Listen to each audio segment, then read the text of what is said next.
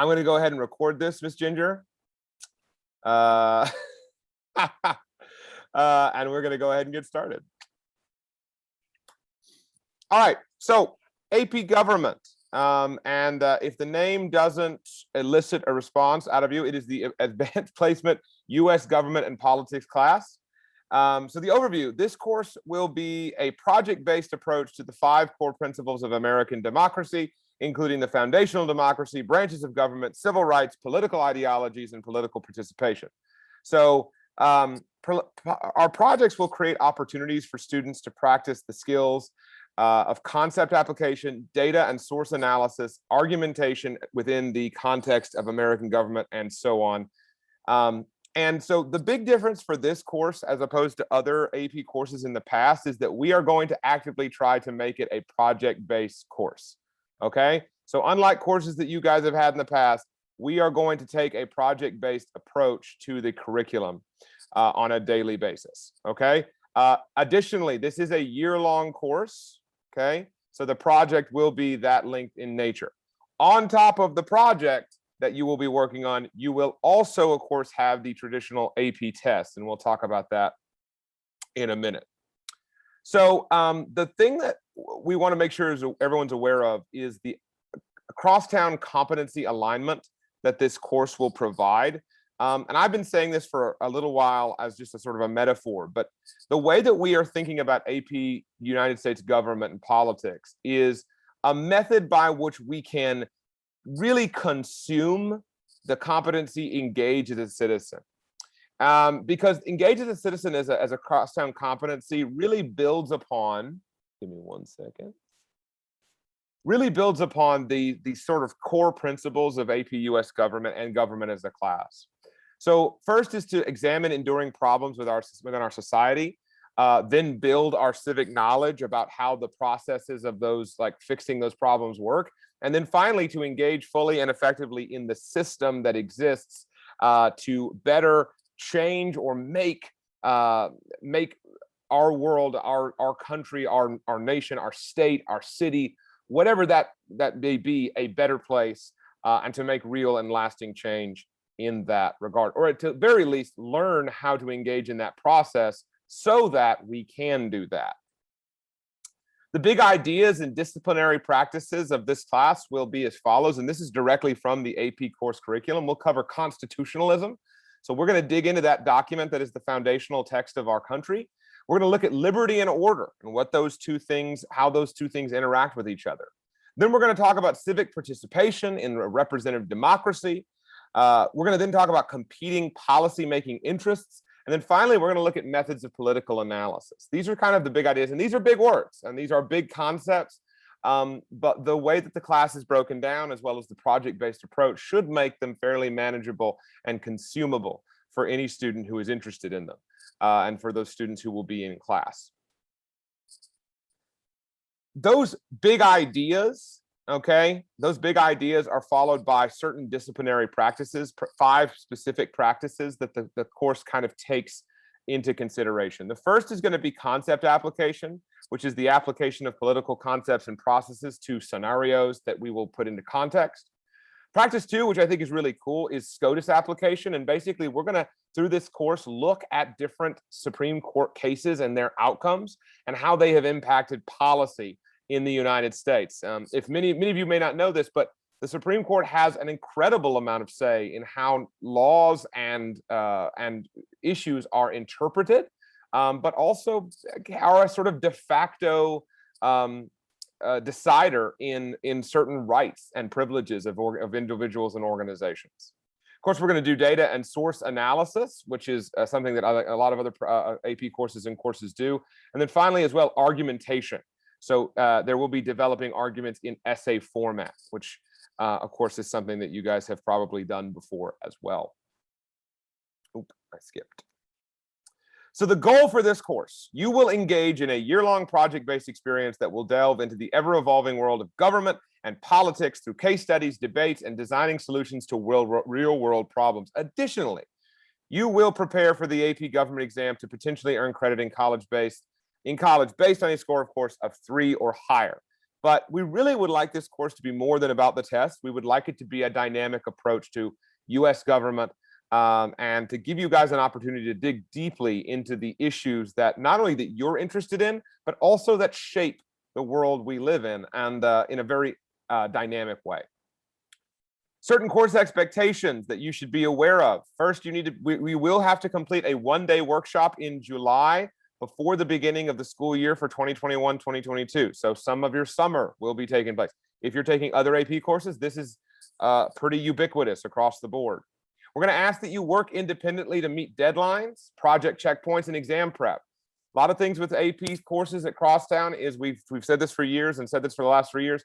Leading your own learning is imperative to doing well on AP tests in our classrooms because of the nature of our curriculum, because of the nature and the structure of our school. Then we're going to ask that you complete the required summer text assignments and skills learning. We'll have several things that you will be assigned for those tasks over the summer. We will ask that you experiment and practice with real-world skills in the arena of politics and government.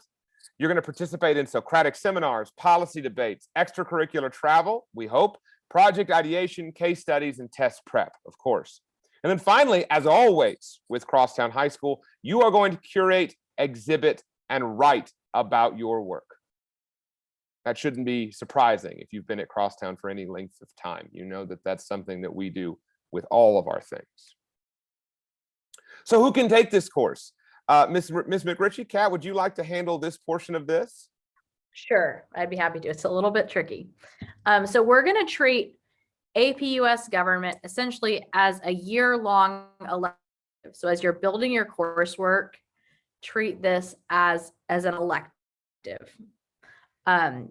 It's open to 10th, 11th, and 12th graders, but it works a little bit differently for each grade level. So we just want to make sure that for whatever grade level you're in, you sort of know how that works as you're making course selections. So 10th graders, if you choose to enroll in AP US Government and Politics, you will also take the semester-long government course that's part of the 10th grade sort of core coursework, because that's going to be aligned to the year-long grade level capstone project that you're doing. So if you're in 10th grade and you would like to take AP US Government and Politics, you will take the semester-long government class that's universal to 10th graders, and you will sign up for AP US Government and Politics as an elective. 11th graders, you are all going to be taking US History. All Crosstown 11th graders are going to be taking, actually it'll be AP US History next year. So if you choose to enroll in AP US Government, it does not replace US History. So you would treat 11th graders. You're going to treat AP US Government just like an elective. AP US History is going to be your core social studies course, so AP US Government and Politics does not replace US History. I had a couple questions about that for you 11th graders. 12th graders, if you elect to take AP US Government and Politics, you do not have to take the semester-long government course, because the senior experience is going to be much more sort of independent studies-based projects. And so this course is not sort of integral to a grade level project that you're working on. So, however, if you 12th graders, AP US Government and Politics is a year-long course. That's the way the state of Tennessee designed it. You can only enroll in it as a year-long course. 12th graders who are taking the regular government course will be taking the other semester will be personal finance, kind of like when you were in 10th grade and you took sociology and econ, each was a semester. So 12th graders, if you choose to take AP US Government and Politics, it replaces the regular government class, but you have to also take personal finance. Ms. Haynes and Ms. Ginger, and we're working on the way that you will have to take personal finance in the first semester, and it will be sort of like an additional course. So you generally sign up for 6 classes. You would actually sign up for an additional course. And we're going to offer personal finance to students who take AP US Government and Politics, AP Government and Politics. You, for personal finance, will take it sort of like paired with a study hall. So you take personal finance one semester and a study hall the other semester, so it'll be an empty spot on your schedule, or as an asynchronous eighth course, so it'd be online only. And if you take it asynchronously, you have to take it in the first semester, just so that we make sure you get credit for it on your transcript. And I'm sure there are individual questions about that 12th grade option, but just know that if you 12th graders, if you elect to take government and AP government and politics, you don't have to take the regular semester government, but you do have to take personal finance, either as a sort of an extra class or pair it with a study hall in the other semester. And I can take sort of additional questions about that later, but I just wanted to make sure as you're making your course selections, you sort of know where you fit in each of these buckets. Very good. So, is AP Government right for me? Well, I don't know. I'm not going to be taking it, but is it right for you? Well, let's ask yourselves, do you have a passion for local, state, and/or federal government? Or maybe you didn't know until just right now that you have a passion for local, state, or federal government. Are you curious about, and this is a very specific statement, about leveraging different governmental entities to make real change happen? Maybe you are. Are you up for the challenge of expanding your political horizons and learning how real change happens and having deep and rich conversations that, might enlighten you, might anger you, but they certainly will not bore you? And finally, do you want to be a part of a small, supportive community of other motivated high school students across multiple grade levels? If your answer to any or all of those questions is yes, then you should come and you should join us in this class. So, what are our questions? What are the questions that you might have for us as parents or as students or as anybody?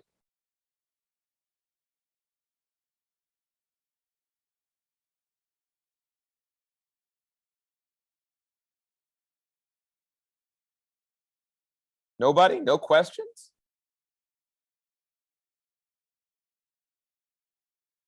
Pat Mitchell Worley says, what is the date for the July workshop or estimated date? Kat and I are still talking about this, but July, probably second half of July. Is that accurate, Kat? Or Yeah. Yes, it's likely to be the week of July 26th. So students start school August 9th. And the week before that is sort of week-long teacher PD. So that last week in July will be, and most of the AP, I don't know all of them, but several of the AP summer workshops will be happening that last week in July, the week of July 26th. And we do know that some students may be enrolling in multiple classes that would have those. So we're going to work to make sure that they don't overlap, so that if you wanted to do, both this and AP Lang or something else that has a summer component, that you could do both. Rowan says, is the workshop online or in person? In person.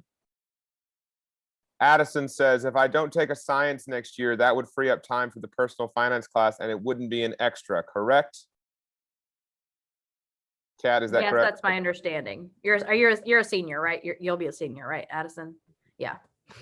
Yeah, so you would have personal finance one semester, then you would have a study hall the other semester, which might be great as you're working on college, college stuff. So, great question.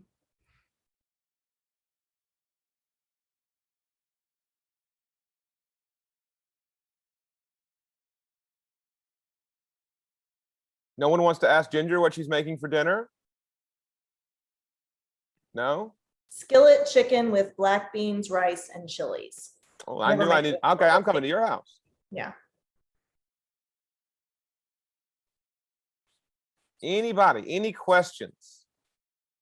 I did have a question. Are we taking any tests for this, like for AP this semester? Like this, I think next week we'll probably be taking 10 ready testing. Are we supposed to be taking some AP class testing, I guess, next week too? No, AP testing for what? If you're currently taking an AP class, you wouldn't have that for a couple of weeks. But this is we're talking about next year. Okay.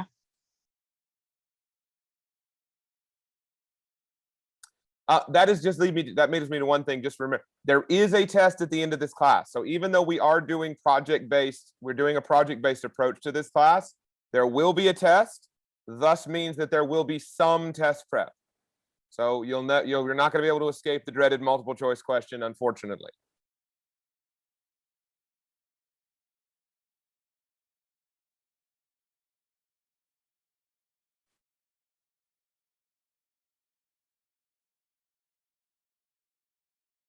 How can you sign up for the workshop? Like, do you have to sign up or? Kat, I don't know if we've talked about this deliberately. It will be a required piece to the course, so you will have to come. It will be one day though. So Pat, in the thing, Pat, you're saying the sooner you know, it will only be one day, but it will be required. So I understand there might be some overlap, but yeah. And we do need to put the commitment form link in the Yep. chat. And Jaden, you asked when we have to finalize the decision. That's a very good question. So next week we will be putting out information about all the courses you can sign up for. So basically by the end of next week, because we'll be looking for all your course selections by the end of next week. But we wanted to do these before that, so you had a chance to, think about it and, decide if it was a good fit for you.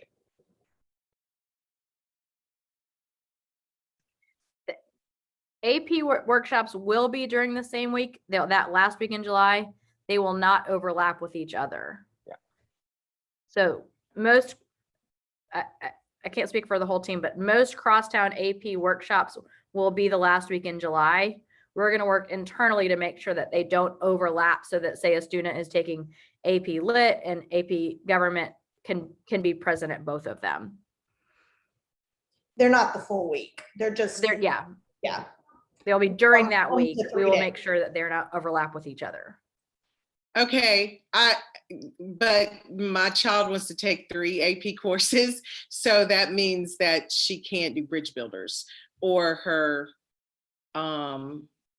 another program that she's been accepted into. If they're I could get her out one day, they would forgive that, but to say, oh, you're gonna miss 3 days out of the 5. Bridges usually offers multiple weeks, and you may have other stuff going on that prevented the other weeks from being an option, but I know when Walt did it last year, there were several weeks that we could choose from, and I think they kind of assign you, but if you request, I think they can probably switch you to a different week, and I don't know how it might impact your other stuff, but. Yeah, it's different this week. There are only 2 weeks that you can do for her age. They didn't give you as many choices as they have in the past. Kat, there's a question in the chat. Okay. Yeah, I would say potentially by the end of this week, certainly by the end of next week, we'll have that week of the 26th divvied up among AP courses.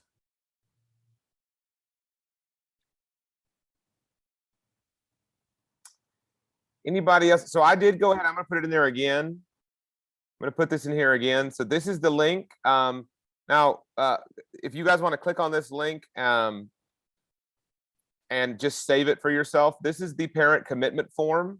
So every student and parent every student who decides to take an AP class at Crosstown next year will have to take this or submit this commitment form. And this is nothing necessarily that is overly extensive, but this is just basically a sort of a statement of who you are. Give us as a point of contact. It gives us some numbers so that we know exactly how many students will be in each class. How long do they have until they can submit this, Ginger? How long do they have until they have to submit this? End of next week. End of next week. So go ahead and click on that link and you can just save it or star it and save it for later. So if you decide, if you know now that this is a class you want to take, or then go ahead and fill it out and submit it. If you still need some time, you've got until the end of next week. But again, taking an AP class is a commitment. It means that you're committing to do extra work. It means that you're committing to work extra hours. It means that you're committed to basically taking a college course and doing what is required to pass that. And so we want to make sure that, so again, you have until the end of next week. do parents need to fill this out for their students, Ginger and Kat? Or okay, so even if you're just a student here, you need to have your parents submit this for you. Okay? If you need this link, is there a place they can find this link? It'll be in the course catalog. Okay. It'll be in that AP, the full AP doc. Yep. As soon as we get the recording of this, we'll add both the recording and the link to the commitment form. Any other questions?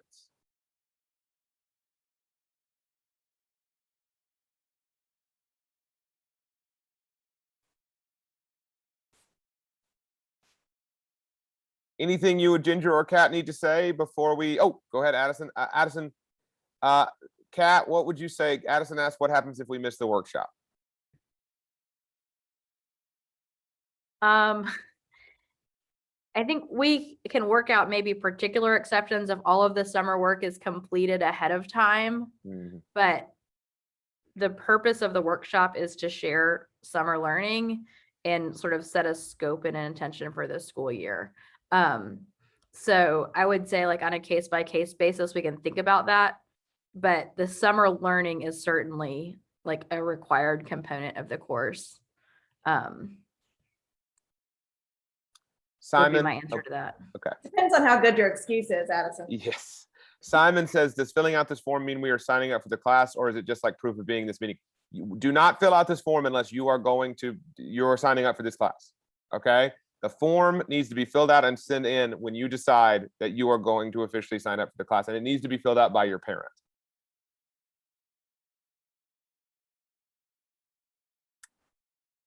Yeah, we won't enroll you in this course unless that form is filled out by your parent.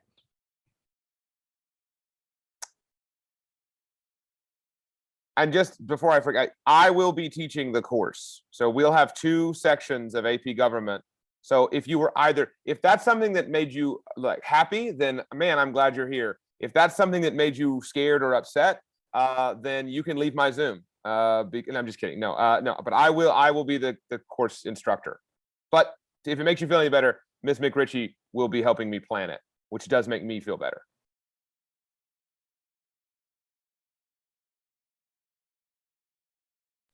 Elaine, that is a great question. We are recording all of these meetings, and as they process in Zoom and we send them to Mr. Holcomb to YouTubeify, and I get a link for that, we're adding them to that full AP course document. So by the end of this week, that document will be populated with links to all the recordings and all the commitment forms. So we ask people to come just because then people ask good questions like this, and it makes it a better interest meeting for us and for everybody else. But if you did miss one, don't worry. There will be an opportunity to watch those.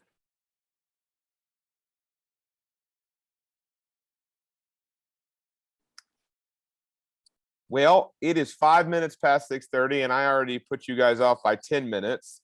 So if there are no further questions, I'm going to go ahead and say that we can go ahead and end this. Ginger and Kat, is that good? Are we good? So again, I there are 17 of you here. I would love to have all 17 of you in class. Mackenzie, so we've answered that question a couple of times, I will say.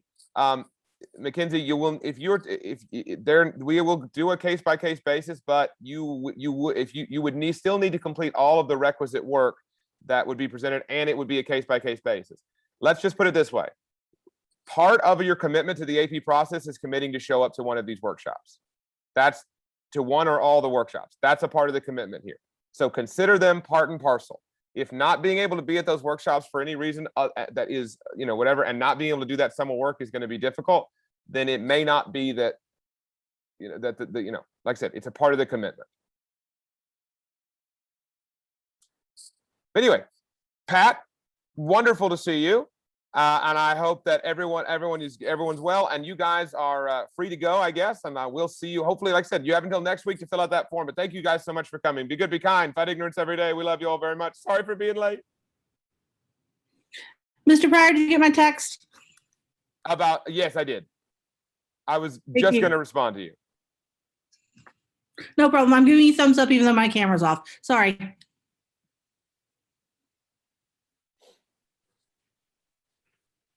Dinner's in 40 minutes. You're setting the table. No, I'm making my own. I'm making skillet chicken and chimichurri rice tonight. So, okay. I'll once I have this. Once it's what do I do? You can stop recording.